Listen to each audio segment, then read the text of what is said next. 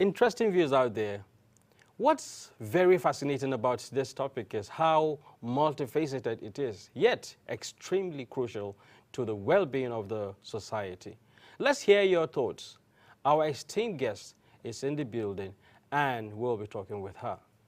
It is still the Sunday show, and of course, we're reaching you from Africa Independent Television, AIT. This morning, we have a very special guest. I am talking about Senator Grace Bent, and she is one woman, a Yoruba woman who served in Adamawa, represented Adamawa South Senatorial District in the Red Chambers of National Assembly in 2007. And today we want to look at the topic, the role of women in nation building. Good morning, Senator Bent. Good morning, Henrietta. How are you today? Good. I want to begin by asking you. I am good, to the glory of God. Hallelujah. I want to begin by asking you, what's the role of the women in Nigeria, in our various homes, local governments, constituencies, wherever? What should women be doing? Because today we have insecurity everywhere. And you talked about the... Yes. It is not the language that I speak. That is just, that is abstract. Other women who are even, who claim to be the daughter of the soil have attempted to contest before, and they were not given the chance. So I think it is the love of God that God, put into the hearts of the people who saw me not just as a... Are you seeing me? Yes. Yeah, very well. Yes. Go ahead. Who saw me not just as their wife. They saw me really as a candidate and as a personality that has the capacity and the ability to do what it means to represent them. And that is the essence. We need to let our women understand that, look, you don't just wake up overnight and say you want to go represent your people. You must have been part and parcel of them. You'll be part of them. When it is good for them, you are there. When it is bad, you are there. You are at the grassroots. You are at the ward level. You are at the unit. You are always there, So it's easy for you. You are known, It's not something you just get crashed into. So nation building for women is a task that is all-inclusive. I don't want to say that it's just the women that are responsible for nation building, but permit me to say that where there's no woman, there's no nation. So it is to say that in social studies, we learn that the basic unit of a family, of a society, is the woman, as the family. And in every family, a woman in each family calls the shots at the home setting. And I want to liken Nigeria to that kind of home setting, where it is almost impossible for a man to run his home effectively without the contributions of the woman. As a matter of fact, the woman runs the home by God's own divine arrangement, by all that God has endowed on a woman. A woman is a caregiver, a woman is a homemaker, a woman is a peacemaker, a woman seeks peace and pursues it and maintains the peace. And whether you like it or not, these are the major ingredients for a sane society, for a sane nation that wants to progress. So what am I saying? First and foremost, I must ask myself as a woman, what is my essence? Why am I created by God? What does it take me to be part and parcel of, building my nation, to be part and parcel of adding value to the progress of my nation? My education is very important. My integrity is very important. My capacity is important. And above all, my ability to bring people together and let them understand that, look, this is what I have in stock that I can do for them. Okay. So people must be able to vouch for you. They must be able to vouch for you. If you look at other sectors of our society, not just in politics, in the banking sector, for example, the women are making giant strides. You see a lot of managing directors, Imagine in the banking sectors, most of our banks now have women at the apex, at the top, calling the shots. You go to the university, you have a few vice chancellors, you have registrars in the university, and then you in the judiciary, we've had, women, at least one woman that has been a justice of the federation. So in other sectors, it's been working. They are adding and they are making they are very, very cogent and significant contributions in nation building. But in politics, I want to tell you that it is still, minus zero. It is still a very big shame and a huge embarrassment for us as Nigerians that in our National Assembly, we have less than 3% of women that are senators. In the House of Representatives, it's just slightly about, almost the same percentage. In a nation that boasts of over 120 million women, and you have in the Senate where you have about 109 men, only 3 women or 4. Let me say 4 because one joined them recently. 4 women in the Senate. Distinguished, you have spoken extensively, but we would like to ask you this question.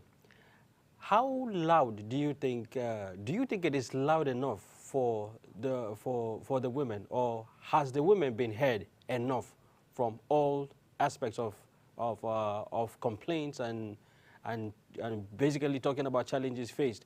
Have the women been heard enough? Even after advocacies, after presentations, after proposals, have the women been heard? How can the woman be heard? Nigeria is being run by a constitution. The constitution of Nigeria is what dictates the functions and roles of every individual. It is the law that guides our day-to-day activities. If women are to be heard, the obnoxious laws that have hitherto, drawn the women backwards must be repelled. And how do you repel this law, for God's sake? It can only be done at the level of the National Assembly by the lawmakers. And that's what I've been trying to explain to you.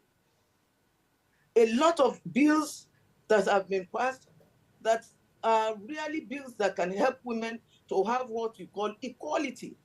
Not equality in the sense that, look, okay, we are the same with the men, but equality in terms of giving us the same opportunity as the men for us to thrive in our various endeavors.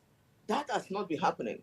All the bills have been killed by the men, and they have not been allowed to see the light of the day. And this is happening because you have very few women. In the Senate, I told you, only 4 women are there. So when these bills are being discussed, the women are always overwhelmed.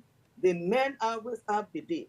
And when you have 4 women shouting in the wilderness, it's a lone voice. The same thing in the House of Representatives. I remember during the last National Assembly, a lot of bills were thrown away, bills that do not even threaten the men, bills that do not intimidate the men. And you see a man that has daughters not supporting those bills. We are asking for equal opportunity, equal rights.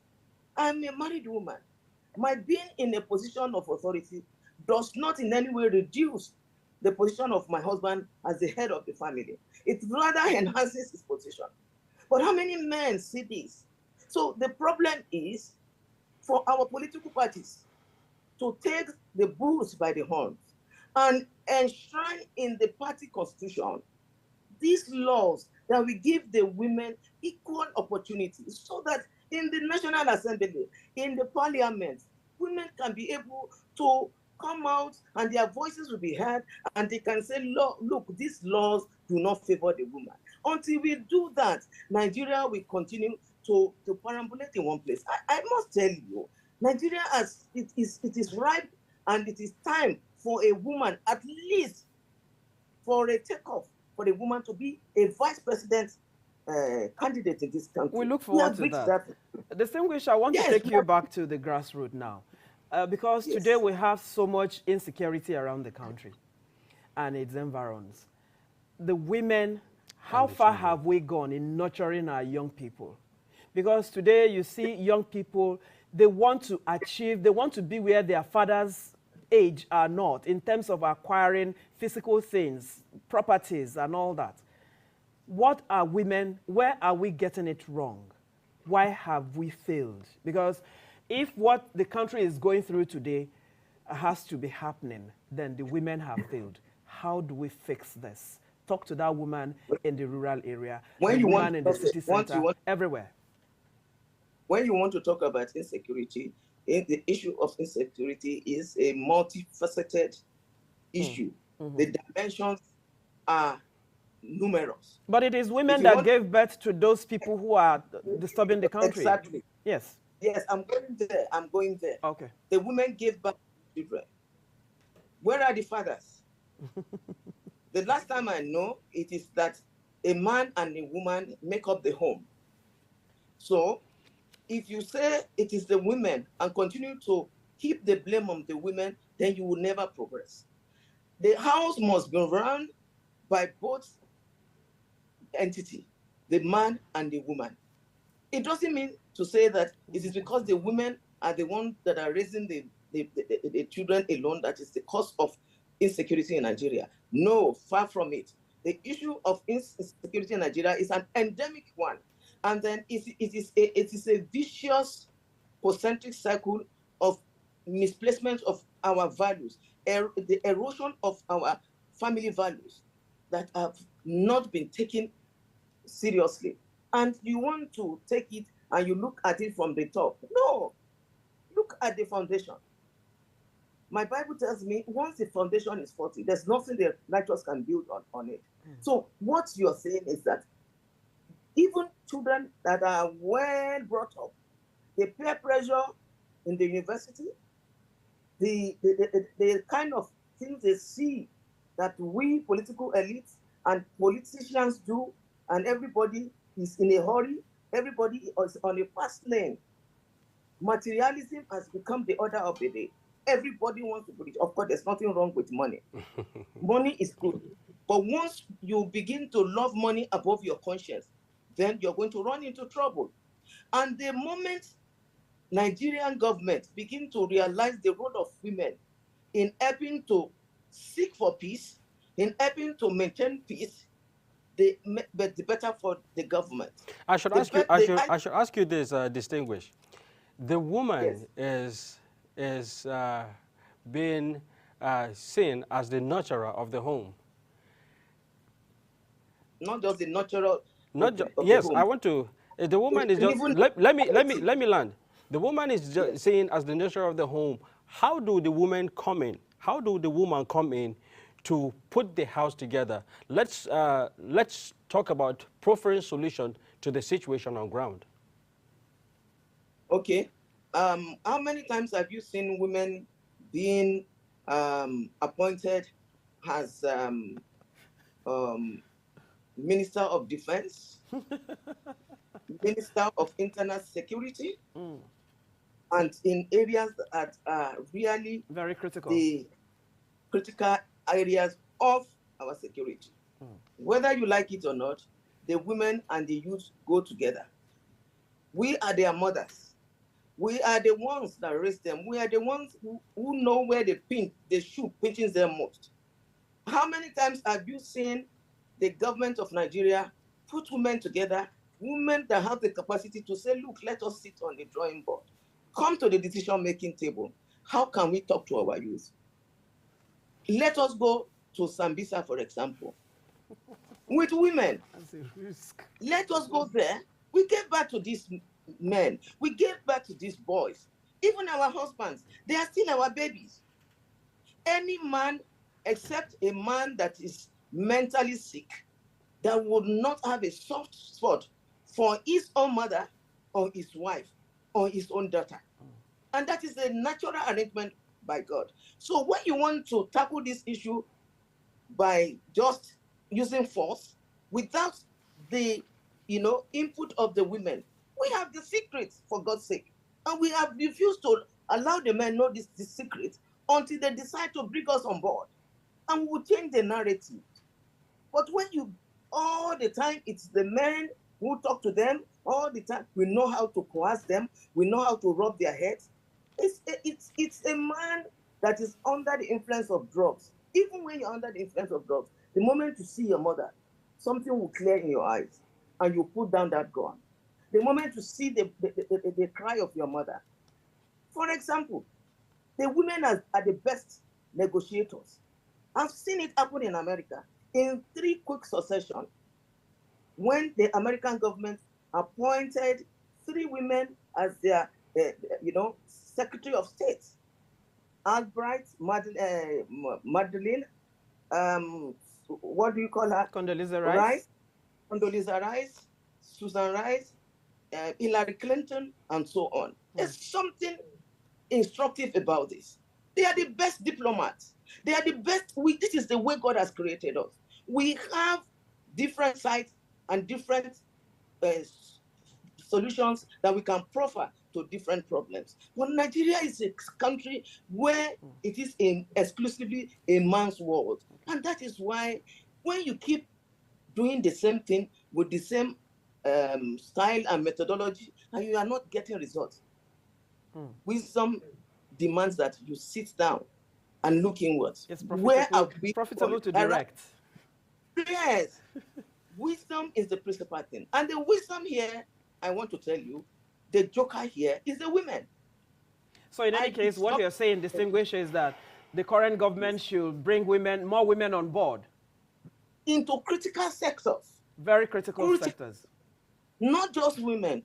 Women with proven track record. Women with integrity. Women that have been proved over and over that they have the capacity.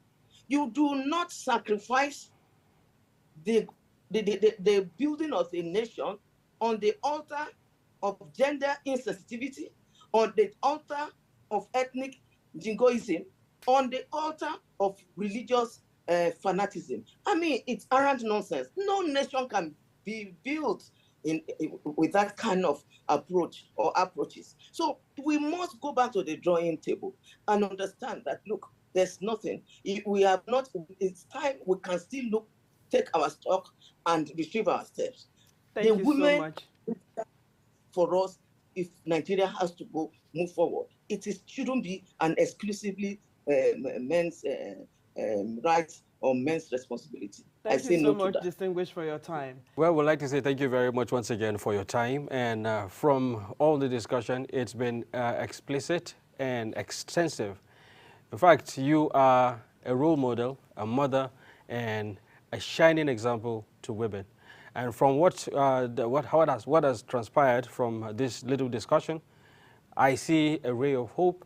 And moving forward, definitely the nation will shine brighter with contribution from women.